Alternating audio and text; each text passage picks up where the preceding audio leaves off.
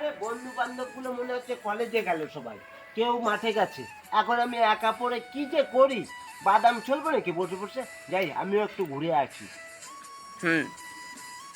শালায় promoting এর কাজগুলো করতে করতে বুঝে উঠতে পারছি না যে আমি কি করব।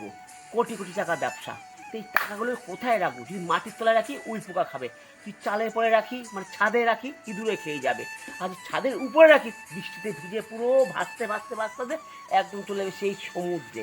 যাই বাবা,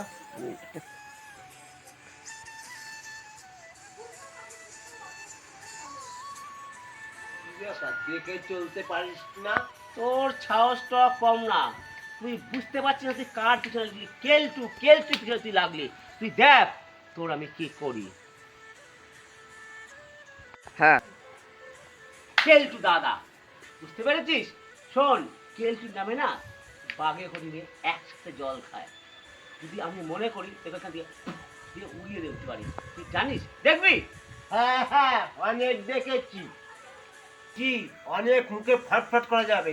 তুই আমার কি করবি রে, কি করবি?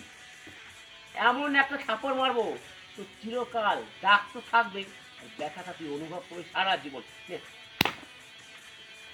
তুই আমাকে চড় মারলি তো, দেখ আমি কি করতে পারি। হ্যাঁ দেখ।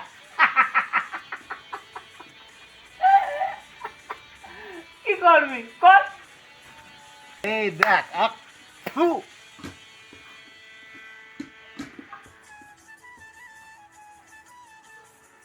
এই যে